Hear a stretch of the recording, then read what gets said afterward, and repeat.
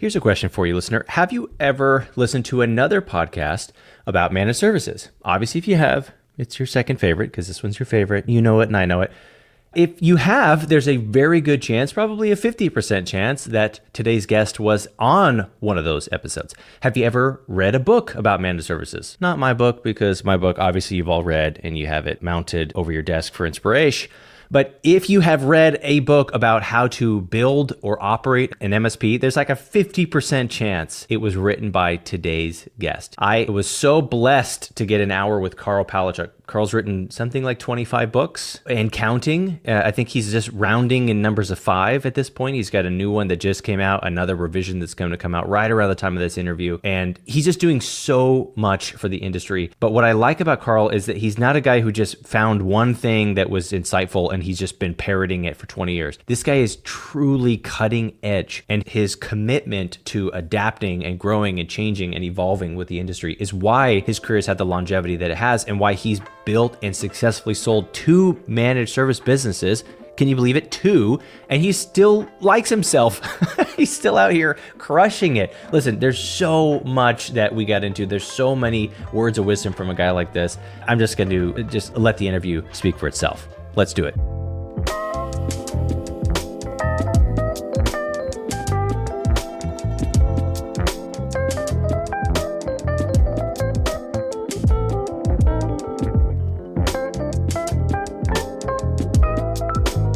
Mr. Palachuk, thanks so much for joining me. Welcome to the podcast. Thanks for having me. You have your name comes up all the time. When I really got interested in you was when I released my first book a few months ago, and you go on Amazon and search for MSP books, and you've got, is it over 20 or 25 books out now? I say over 25 because there's some people who always, oh no, I wrote one, so I'm like, okay, I wrote a few, Sure, right. And pretty singularly focused on managed services. That's the thing you write about. Yeah, and actually there's 2 things. One is Relax, Focus, Succeed, which is on work-life balance. And then the other one is on, how to run an IT business, how to be successful at the business part of the business. Right. Well, I got to tell you, as I was thinking about this conversation, that phrase, relax, focus, succeed, came up, and I read it in a bio or something. I read that phrase somewhere and I was like, whoa, it just instantly compelled me. So first of all, great book title. But I actually want to start there, if you don't mind, and we can talk about the book for sure, but I just want to hear a little bit about your philosophy behind that mantra, because as a guy who's clearly prolific, if you don't mind my saying so, you certainly know how to succeed and focus. But I just want to hear more about where that phrase comes from. Well, interesting. I don't know how much of my personal life you want to hear about, but many years ago, I was diagnosed with a disease called rheumatoid arthritis, which is an immune disease in which the body attacks itself. And it took a couple of years of horrible medicines for me to get it under control. And part of what I learned in that process is meditation to control the pain.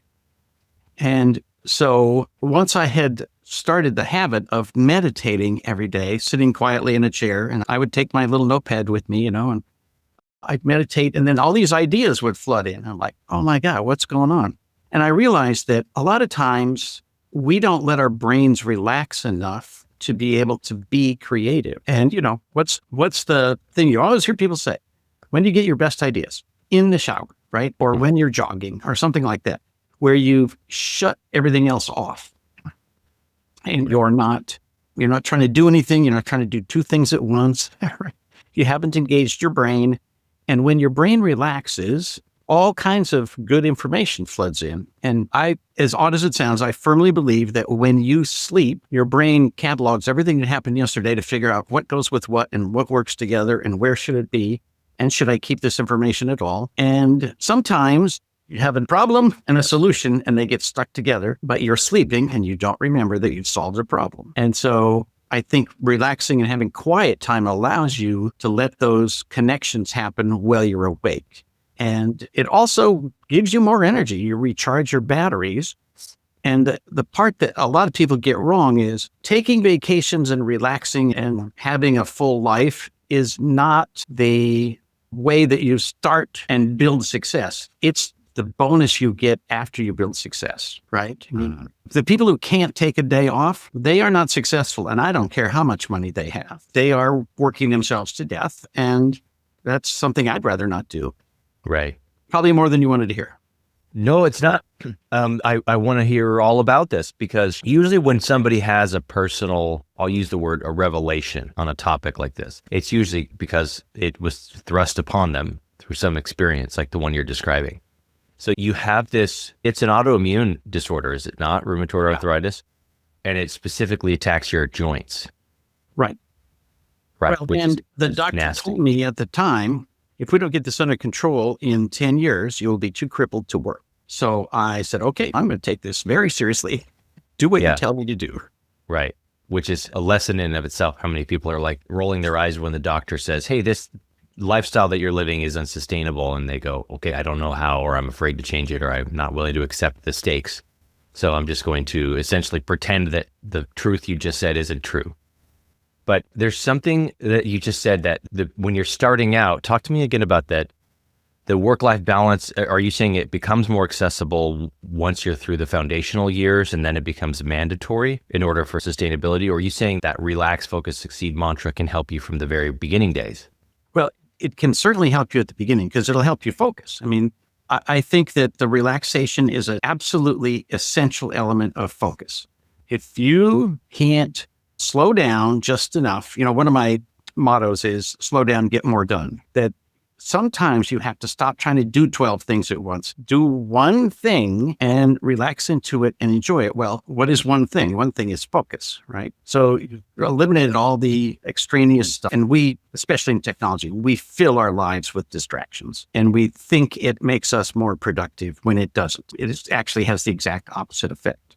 And so you have to build a system where focus can take place. You have to recharge your batteries so that the focus can be meaningful.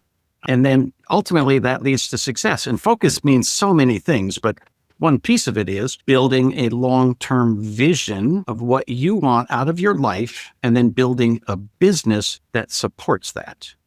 So in 2010, I wrote down, I want to write more, I want to speak more, and I want to travel more. And since then, I think at that point, I'd written maybe 8 or 9 books. And so I've been writing and I've been traveling. And I think I made it to 20 countries in the last 15 years. And I got paid to do it because I was speaking and other people were paying me to do workshops and all that kind of stuff. I built a business and a life that complement each other. Right. This is something we could talk about a lot, which is exciting because we can talk sales and tactics until the cows come home, because you've got literally volumes full of the tactical stuff, which is important.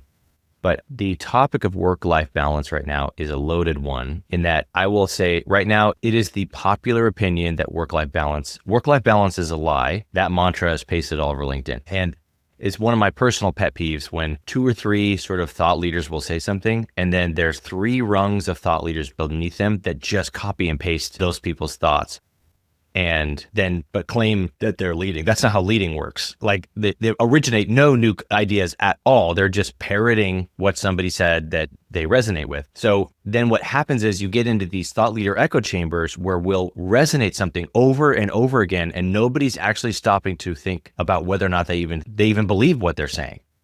It's right. Just becomes the talk track of the zeitgeist in that moment. And right now it's that work-life balance is a lie.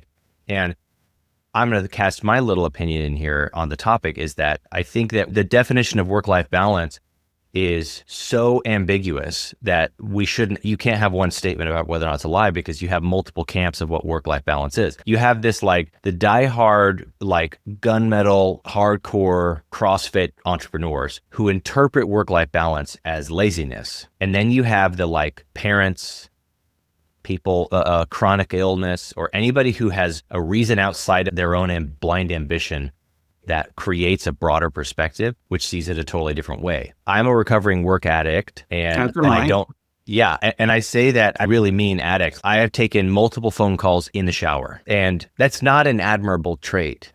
That was a sign that I was not in control of myself. Do you know what I mean? And now you can say that and then you say it like a humble brag, but I really mean if I didn't get external intervention, I was going to die. I was going to massively impact the quality and longevity of my life. And I'm standing here now in sweatpants interviewing you because I have all of these systems I put in place to protect myself from my intense ambition sort of train that I can get on that doesn't actually suit me. It's really, to be honest, it's more of a fear response, a fear of not being good enough deep down in inner child Brian than it is an aspirational, inspirational character trait. But I think this is interesting because in managed services, especially because we're always on the clock and it's such a demanding job, MSP owners specifically they struggle with their health, their family relationships, their sleep. And that's so common that we all are calling it normal, right? That we're all getting fat and sick and lonely in the pursuit of whatever we think is going to work for us. I guess, do you have any other thoughts on that? Well, I mean, part of it is in pursuit of what? And especially with the whole, this concept that work-life balance is fake, right? It's just ridiculous. When you think about it, why are you doing what you're thinking about? I always tell people in managed services, and especially anything in IT, if you don't like your job, if you hate it, if you are stressed out and you're literally having panic attacks at work, overeating, no time with your family, you did that to yourself and you can undo it. And you can say, well, no, my boss. Well, go get another boss. Unemployment is 3%, and there's absolutely a shortage of everything in IT. You don't have to do anything that you're doing now tomorrow. You just don't. And in this business, if you have any skills at all, you can earn $100,000 doing almost anything. So don't do stuff that kills you. Don't do stuff that takes you away from your family and your goals and all that. And the people who say, well, if you have balance, you're lazy, it's okay. That's just ridiculous. Warren Buffett said, just like last week, I think, that most success, people don't want to admit this, but most success is a large part luck. And so the people who think I built this all myself, it's like, okay, right time, right place. There are other people who are smarter than you, faster than you, better than you. They weren't in the right place at the right time. And so, I'm not saying that people don't have those skills. I'm just saying that out of 8 billion people in the world, there's somebody else who could have done this. Yeah. And so you have to keep that perspective and think, okay, why am I doing this? Well, I want to work so that I can enjoy time with my family, so that I can do whatever, a little gardening, go to the beach. I like visiting the volcano in Hawaii every time it goes off. And I live on the West Coast. It's a quick hop for me. I want to do the things I want to do. Work makes that possible. But I have to have the perspective that if all I'm going to do is follow your goals for work, somebody else's standard for success, and say, oh, whoever dies with the most toys at age 37 wins. Right. That. And there's other people who say money is the only way that we keep score of success. I don't know. Having a family that you love and that your children actually know your name goes a long ways. Right. There's all kinds of benefits. Everybody knows it, but he knows why we do this. We do it for those things. And the people who just do it for money are among the most miserable people you'll ever meet in your life. Honest to God, they are. And they know they are. Like, that's why they're hiding in their office. Not to get too, I have so many examples, but I remember I was talking to an executive and this guy worked many more hours than I felt like he even needed to. But I remember asking him, I was trying to get him to relate to, I was sitting in his office and I was trying to help him see through the eyes of the person on the other end of this table. And so I was like, hey, imagine if your wife said this to you, because I knew he had talked to me about his wife and his daughter earlier in the day. And he said, my wife doesn't really speak to me. That's what he said. And he was dead serious. And I was like, what do you mean? He's like, look, I go home. She has her half of the house. I have my half of the house. And that's why I work at night. And so there's the thought leaders of today, the young bucks with the big muscles and the big businesses, and they're romanticizing this selfish and indulgent of aspiration. It's a version of themselves that's not okay. Like, there's Right. something wrong with those guys. That's why they're like that. Do you know what I mean? Absolutely. There's something wrong with Jeff Bezos. There's something wrong with Elon Musk. I'm not making a political statement or something. He would agree. There's something wrong with that guy. That's why he works 18 hours a day. And sure, maybe that is your goal, but to me, it isn't. Do you want him living, either one of those guys living next door to you or influencing your children in any way? I'm going to say no. Right. Don't be like that. And I know everybody says, well, I want a nice car and this and that. Again, if you're in IT, you probably got a nice car. You got as nice of a car as you want. That's the way I'd put it. And a lot of people don't want a Lamborghini. I don't know what the hell I would do with the Lamborghini, Yeah. And I'd be scared to take it anywhere. Yeah. I'd rather spend my money on things that make me happy and my family happy and all that. One of the things about the people who have this mindset and want to push it on others is that they miss the most important thing about how to be successful in a sustainable business. And that is to have employees who love their job. When you have employees who love their job, they're not going to quit. You don't have to spend an entire, 10 or 12% of your revenue on constantly hiring new people to replace the people that you have abused. And so it's one of the things where people say, you don't think that work-life balance is real, except everything you do to make employees successful and happy is good for your business and involves work-life balance, right? We train our employees so they can be better. We help them to build their careers. We mentor them. We give them days off. We don't treat them like garbage. One of the best bosses I ever saw in my life is one of the people who was, I think, the second client I ever had when I went into consulting. He had a business with about 75 employees and 50 of them were programmers. Okay, this is 1995. And he put in fiber to the desktop in 1995 for one simple reason. When they hit compile, and it takes a minute, they get up and walk around and talk to each other. If it takes 6 seconds, they take a sip of coffee and go work. And you think, oh, he's overworking his people. Except the same guy let those people stay at their desks and play multi-person games on a fiber network until 10 o'clock at night. And he bought the pizza. And he did that kind of stuff all the time. He hired people from other countries, and then he had regular people come in to do English as a second language for all of those people. He'd loan them money so they could get houses and rental property, right? So those people are never going to quit, right? They love working there. They love everything about it. And they still work their tails off, obviously, right, but they're choosing to give more to that company because that company treats them like human beings. Yeah. And that's just it.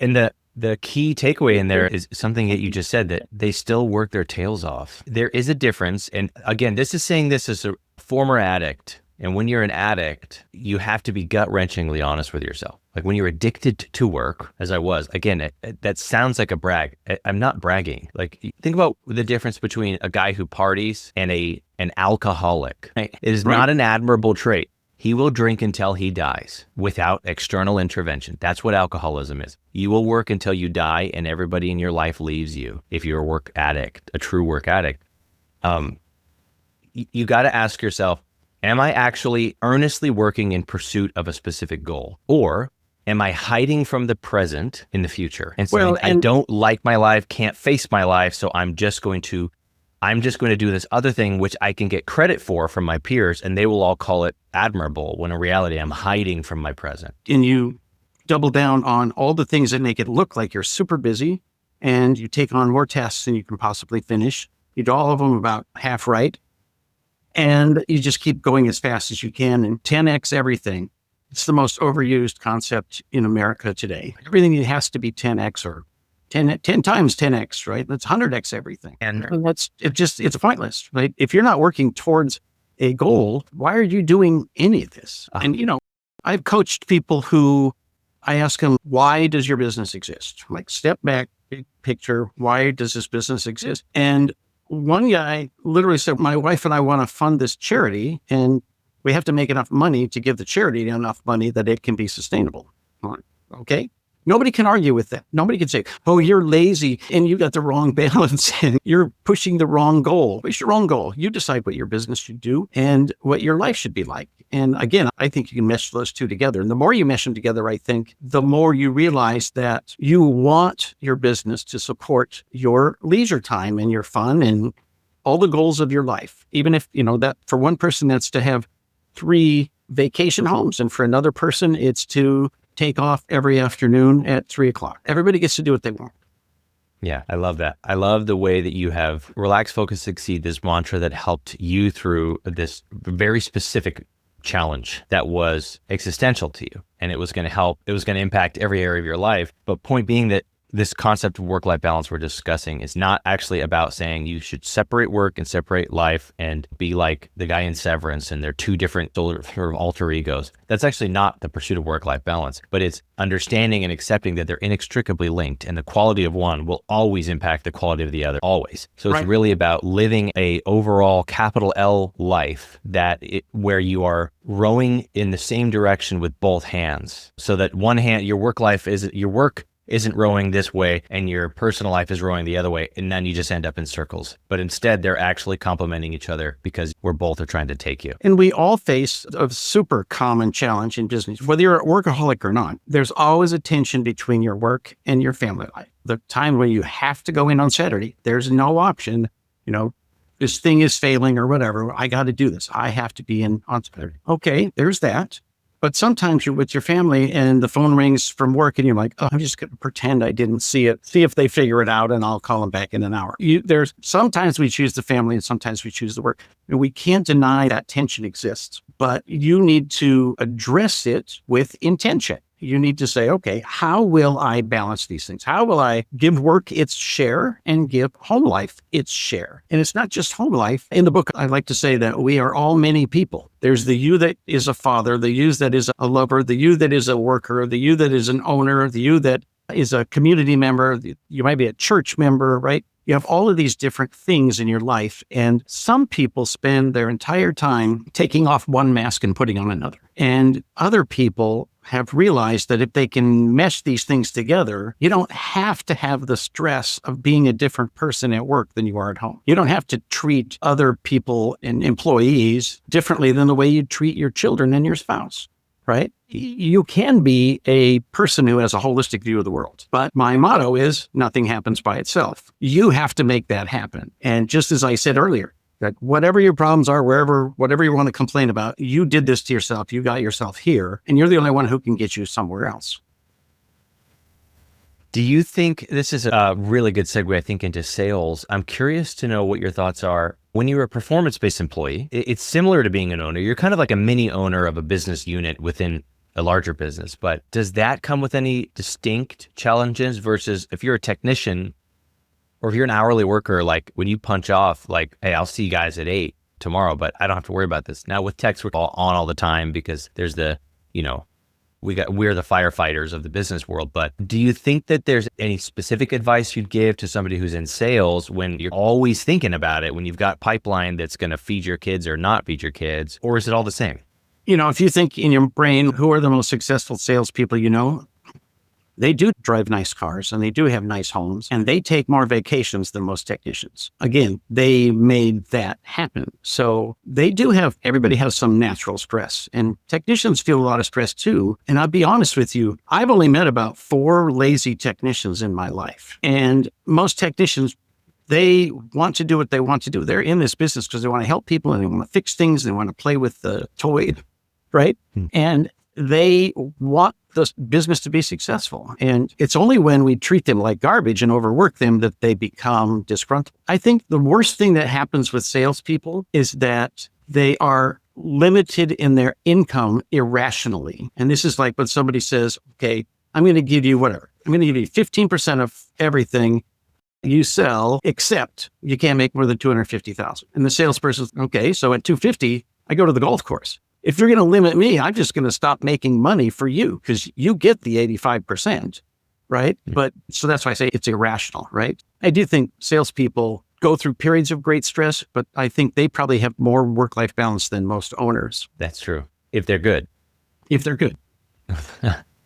Right. It's the great equalizer when you're in a job like that, because being good at sales looks like something. Or you know who said it this way? It was TJ, the recruiter out of Dallas, a good friend of mine. He said, the only way to know how good a salesperson is to look at their W-2 from last year. Because he interviews salespeople and he's like, man, they're all so convincing.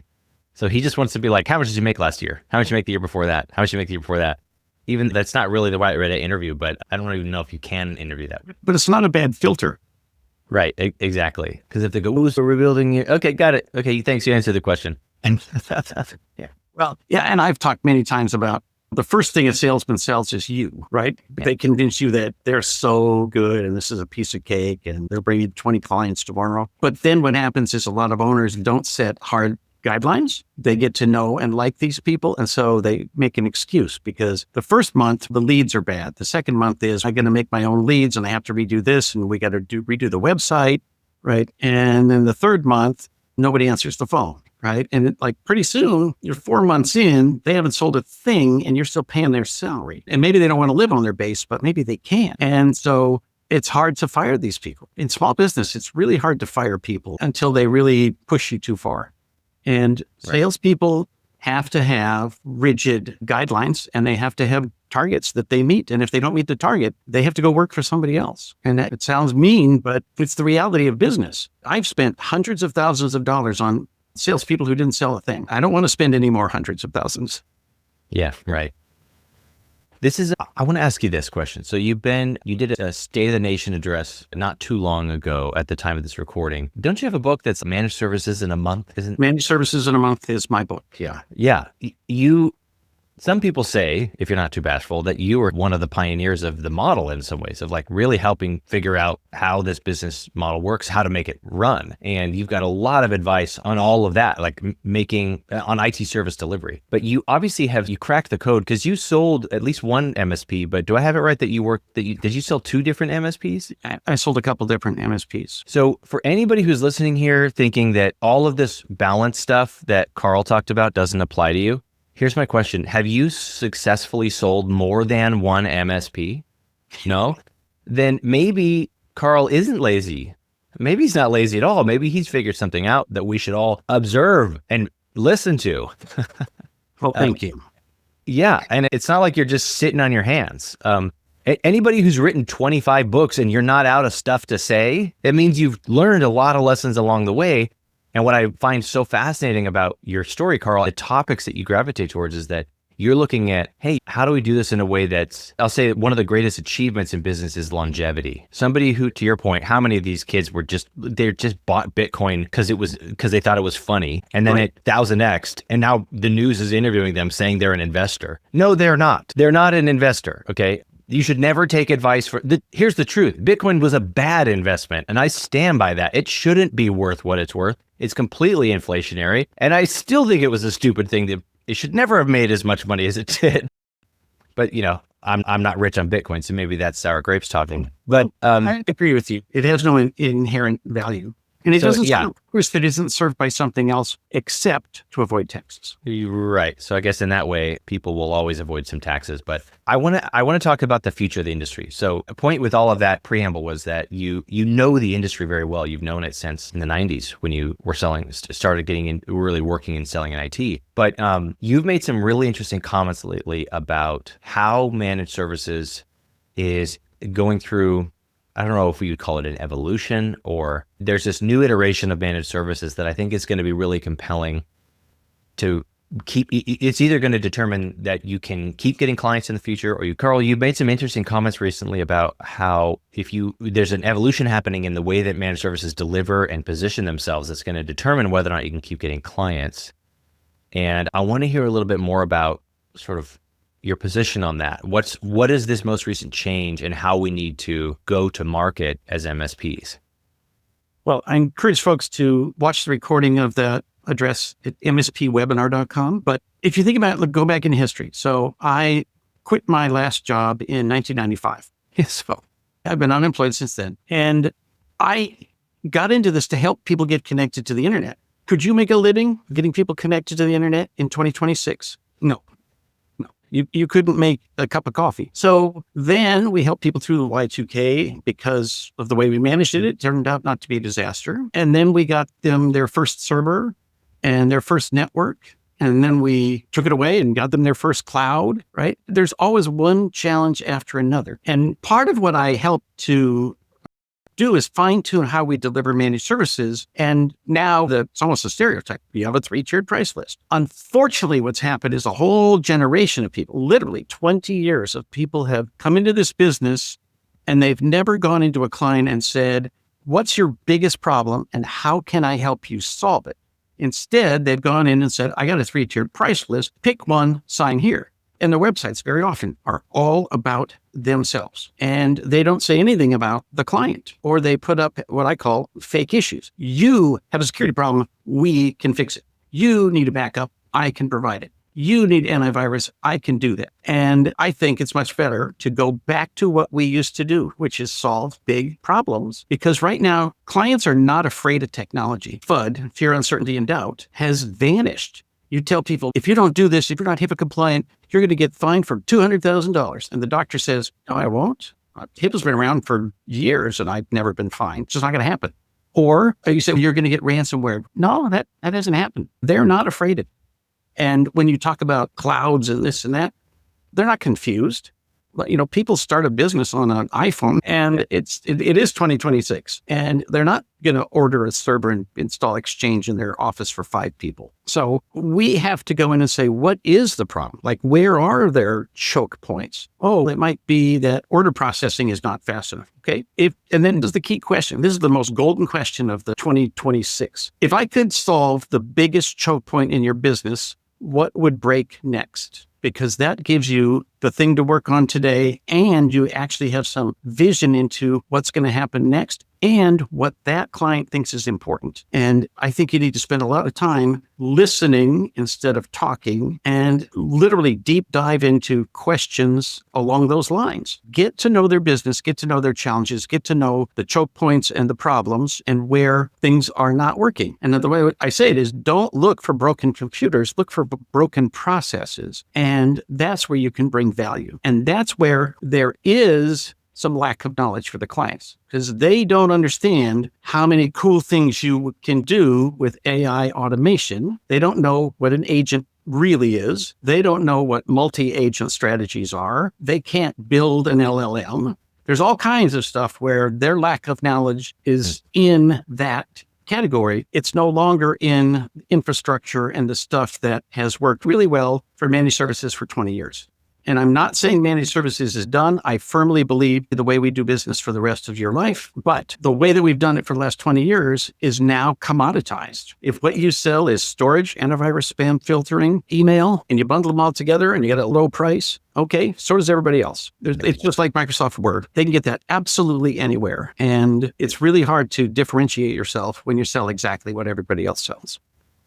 Yeah. And this, I'm going to get in hot water in the comments for this one, but patch management as an example. Patch management was a very big deal when in previous years, when sometimes a patch would bring down your on-prem line of business application. You can't use Sage today. You can't use AutoCAD because Windows update. And let me just say this, and maybe this is an anecdotal observation, but yeah, Windows patches are still a nightmare and the new iPhone liquid display is stupid. Patches change all the time, but I don't see patches bringing down systems the way that they used to. Right. I feel like changes are more incremental. Everything, all the software is more agile because it's all cloud now.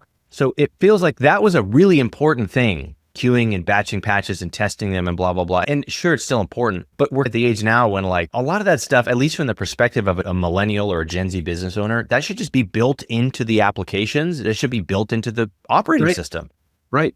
I agree completely. And 2 things on that. First of all, it was 20 years ago that patches were a problem. But it's 20 years ago that people would say, I'm going to wait for the next version to come out. And I'm going to make sure this patch has been out and hasn't hurt the universe for 10 days, and then I'm going to deploy it. Now, people just set their machines on autopilot and patches come in, and every once in a while it's irritating and they have to reboot and it just works. And now machines heal themselves. You get a bad patch and something doesn't work, it reboots about 3 more times and then it works again. And so again, that falls into that element of FUD just has ceased to exist. The other thing is a lot of the people who push that level of patching and remember how troublesome they used to be and how we waited for Service Pack 2 because we'd want to make sure that it was stable. Those people are old. They're like me, right? And they have to get into the 21st century. They have to realize that that's just not a major concern anymore. Things don't break nearly as much as they used to. When I first started in this business, every technician I hired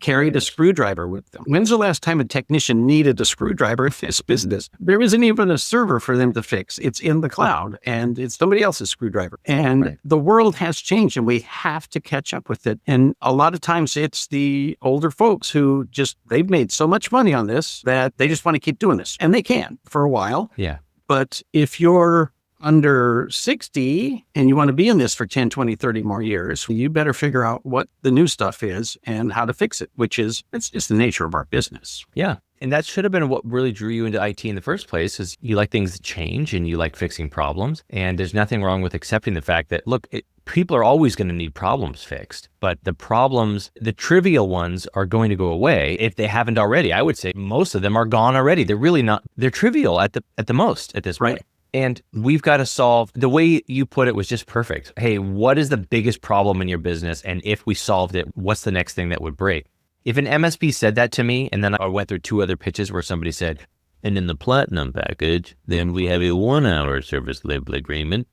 It just sounds like they're playing, it's not apples and oranges, it's apples and rocket ships. Right. It's a completely different sale. And all of a sudden, I said this on Jeff Newton's podcast, if nobody's buying your product, you could sell a different product. Yes. There's nobody stopping you from redefining managed services. There's nobody forcing you to even use the term managed services. Call yourself something else, right? But use your expertise and what got you into this business to figure out how to solve problems that rich people have that will pay you money for it. And it really doesn't have to be more complicated than that. I don't know. Am I oversimplifying this, do you think? Not at all. One of the things I'm always impressed with is anytime any new technology comes out, there's somebody who figures out really early on how to make a certain amount of money.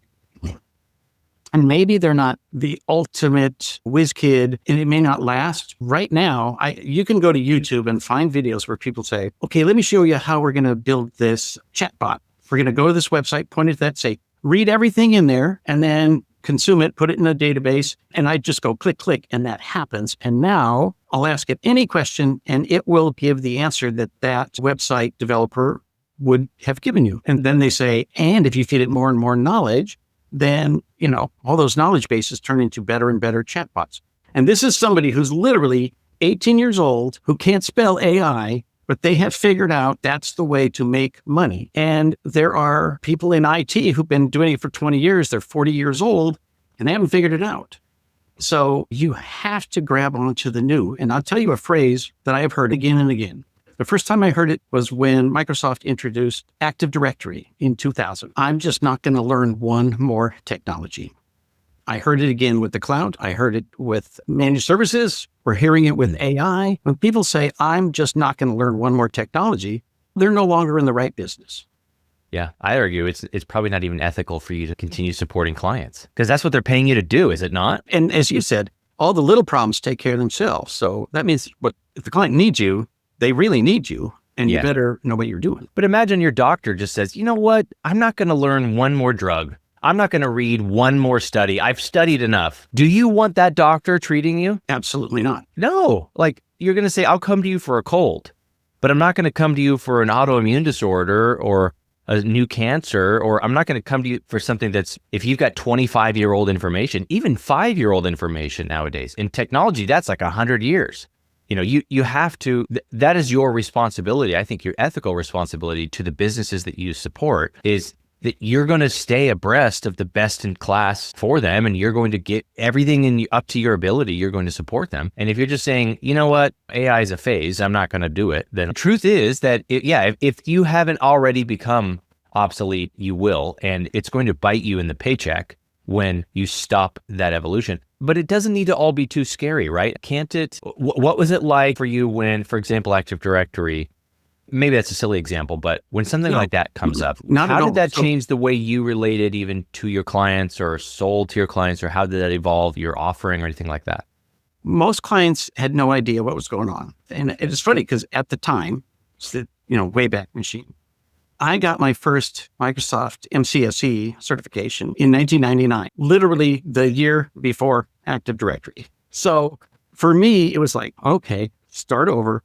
But it was really just the server stuff that had to start over. But it used to be really clunky to get computers to talk to each other. And, I ran internal desktop support for HP's Roseville plant in Roseville, California. And we had roughly 5,000 desktops and about 7,000 computers. And at the time, they had static IPs because it was the only way that they could figure out how to get something reliably on the network. And today, you would never create anything with 5,000 machines with static IPs. Luckily, they had a Class A, license, so they could do it. But you don't have enough IP addresses to get that done. So the world changes. And when Active Directory came in, it was tough. It was difficult to learn group policies. It was difficult to take what little we knew from directories in Novell and put it into, or Unix, and put it into Windows. But you take a couple of classes and you fiddle around and you click on every single menu option and you work out how to do it. And then you provide clients with a higher level of service and a more reliable network. And all the people who refuse to learn Active Directory are selling something that still remains to be unstable and difficult and a pain for the clients. So you sell a better product and guess what? You make more money. Yeah. It really can be that simple. And let me put a point in this. I want to make sure that this conversation is actionable for you. You should be spending time in whatever whatever they're calling it, the Copilot lab or whatever, where you can build Copilot agents now. That's where you should be spending time. And you should be going to your clients to go, hey, what's a process that you guys do that we don't currently touch because we want to fix it for you? And do the first few as a project if you want. And then realistically, I like the idea of as a servicing things and say, we're going to automate this entire functions for you, because automation now, it's profound, right? What you can achieve. And it literally changes every day. Yes, right. And if you say, okay, I'll tell you what, we're going to charge you nothing for the labor. We're going to do this, and we're just going to tack $500 a month onto your service bill, and we're going to automate this entire function. And then, by the way, the automations, the infrastructure lives in our ecosystem, and it is contingent on a continued relationship with us. Or even if maybe our managed service agreement severs, you could maintain, you just keep paying me $500 a month for this automation that's saving you $3,000 a month in payroll. And we'll keep doing that over and over again, and we'll keep automating functions for you. And by the way, once you've done one of those, you just create the end template or the Copilot template, you duplicate it somewhere else, you point all the nodes to the same place, and you could build them faster and faster. Right now, if I didn't already have a business, this is what I'd be doing. I would be going into a business run by a boomer that's like our modern day analog, and go, if I could take a service so that you don't have to hire another employee, but it would be perfect every time, no mistakes, and we always maintain it if anything ever goes down. We do it a fixed monthly fee that will be a fraction of that person's cost, and you don't pay me anything up front. And as long as you keep paying me every month, it stays on. Any interest, Mr. Customer? And I would sell them for $500 to $1,000 per function. And then I'd automate 3 to 5 functions in a business. And then I'd ask them to send me 3 referrals. And I'd make $4 or $5 a month on basically, by the way, just selling them micro fractions of pennies for automations once it's all constructed. And then you service it. Then you take a strategic approach and start looking for future ways to automate. It's like you could make the same amount of money as managed services in 1/10 of the work. And frankly, the visceral, tangible value to the business the observable value is even greater to them. Right. Well, and people love it when you solve their problems, right? You solve this problem and I will never go anywhere else, right? Yeah. People say, the other thing about AI, which I totally love, is it will teach you how to use it. It is the coolest technology.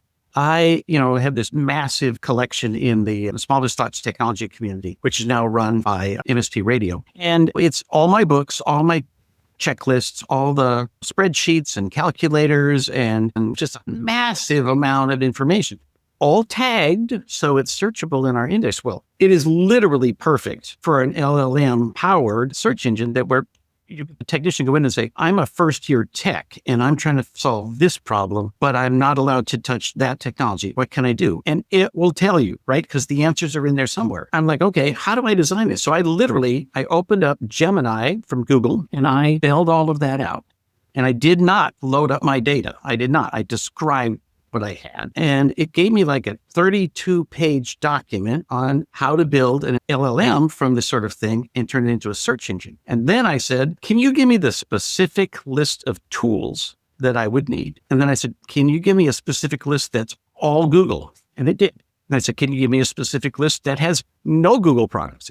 And it did. And it named the products. And so then I picked the first one and I said, how do I write the code for this? Out comes the code. Literally, all you have to do is have the gumption to sit down and try this stuff and try to solve a problem. Solve it in your own business first, and then take it to a client and say, hey, guess what? I have a new skill. It's going to cost some money for you. It's really going to improve your business. Tell me, again, back to asking them, tell me where you need improvement. Tell me what keeps you awake at night. What do you hate about your business? And let's make that go away. Karl, I think this is a good place to end it because you're such a treasure trove of knowledge. But my favorite thing about talking to you today is your outlook on the business and the industry just seems very positive. Absolutely. And people over time, they sour or sweeten when they stay in one industry a long time. And it seems to me like you've sweetened over time, or at least stayed very sweet over time about your perspective on it. Your sort of boyish excitement towards discovery and solving problems rings very clear. And that's why you've had the success that you have, because you have figured out how to really find, it sounds like even personal fulfillment in helping people solve their problems at a way that you could sustain in your own lifestyle over time. It's really admirable. So I just want to say thank you for the time. I know that you're new to the show. You're a friend for life for the show for me. And before I let you out of here, any last kind of thoughts on the topic, and then we'll tell people if they want to get in touch with you as well. If any, I don't know if you're open to people reaching out and pinging you with questions or whatever, Sure. But any closing thoughts for the listeners? And then if you want to let them know how they do get in touch with you. I guess the only closing thought is, whatever you're doing, I don't care what you're doing. I don't even care how successful you are. Think about what happens when you stop doing that and do something new, and figure out what's the next thing I can make money on, because everything you do is going to get outdated before you die. It just will. And that's always been true in all of history. And now things are evolving faster than they ever have. So I do look to the future, and I am positive about it. And I think technology will solve most of our problems, but we have to do our part. We have to learn it, and we have to teach it, and make sure that we hold on to it and say, okay, what's the next big thing? And how am I going to make money on it? Because you absolutely can. In terms of getting a hold of me, actually relaxfocussucceed.com. I have a newsletter there that comes out once a month, and then just connect with me on LinkedIn. I also am the founder of the Small Biz Thoughts technology community, so smallbizthoughts.com is a great way to connect up there, and we have an online community and all that kind of stuff. So would love to see you there as well. And I'm going to pick up a copy of your latest book, The Absolutely Unbreakable Rules of IT Service Delivery. And you should have, probably around the time this is coming out, you're releasing a revision. It sounds like of Relax, Focus, Succeed as well. Wherever you get your books, guys, if he hasn't proven himself to you already, if you haven't read any of his books already, certainly an author worth checking out. Karl, what a treat. Thank you again for the time today. And I look forward to crossing paths with you again in the future. Thank you. Thank you for having me here. I appreciate it.